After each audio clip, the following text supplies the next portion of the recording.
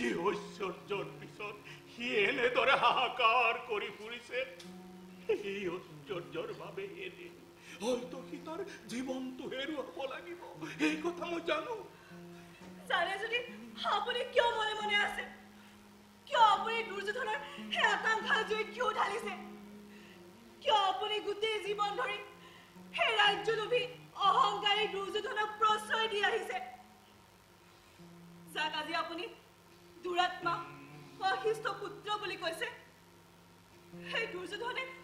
ৰাজ্যলোভৰ আকাংক্ষা কাৰ পৰা পালে কক ৰাজ্যপুত্ৰ কক মই জানো মোৰ প্ৰশ্নৰ উত্তৰ আপুনি দিব নোৱাৰে কাৰণ দুৰ্যোধনৰ ৰাজ সিংহাসনৰ প্ৰতি থকা লোভ আপোনাৰ পৰাই তালৈ সংক্ৰমিত হৈছে আপোনাৰ প্ৰশ্নতে সি আজি উদণ্ড হৈ উঠিছে তাকো নমনা হৈ আহিছে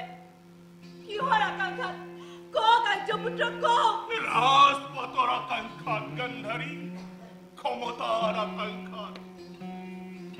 ৰাজপাট মানেইতো প্ৰভুত্ব ৰাজপাট মানেইতো ক্ষমতা সকলোৱে বিচাৰে এই ক্ষমতা সকলোৱে বিচাৰে এই প্ৰভুত্ব কিন্তু সেই সম্ৰাট যাৰ নিজৰ তৃষ্ণা আৰু লোভৰ ওপৰত নিয়ন্ত্ৰণ নাই তেনেলোকে ক্ষমতা পালে প্ৰজাৰ দুৰ্দশা হয় ৰাজ্যৰ অমংগল ইমান ৰাতি দুৰ্যোধন মোৰ কক্ষত উদ্দেশ্য নিশ্চয় সৎ নহয় ৰাজ্যপুত্ৰ গান্ধাৰী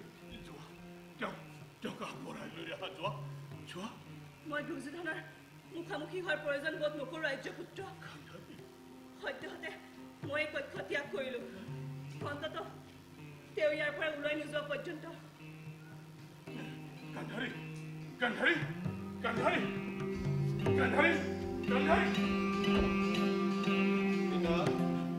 পুত্ৰ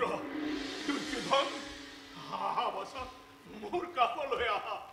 হাহাবাচা প্ৰণাম পিতা দীৰ্ঘজীৱী হোৱা পুত্ৰ দীৰ্ঘজীৱী হোৱা পিতা ন্যায়সংগতভাৱে আপুনি হস্তিনাপুৰৰ অধীশ্বৰ হোৱাৰ পিছতো আজি আপুনি সিংহাসনৰ পৰা বঞ্চিত কিন্তু আপোনাৰ জ্যেষ্ঠ পুত্ৰ হিচাপে এই সিংহাসন মোৰ হোৱা উচিত নহয় নে পিতা নিশ্চয় পুত্ৰ কিন্তু কিন্তু মোক এই অধিকাৰৰ পৰা বঞ্চিত কৰিছে পাণ্ডৱসকলে যদি যুধিষ্ঠিৰ জীয়াই থাকে তেনেহলে হস্তিনাপুৰৰ সিংহাসনৰ অধিকাৰী মই কেতিয়াও হ'ব নোৱাৰিম কাৰণ পুৰুষানুকৰ্মে পাণ্ডৱেই ইয়াৰ অধিকাৰী হ'ব এয়া জানো ন্যায় বিচাৰ পিতা কওক মই কি কৰিম দুৰ্যোধন মই অন্ধ মই অসহায়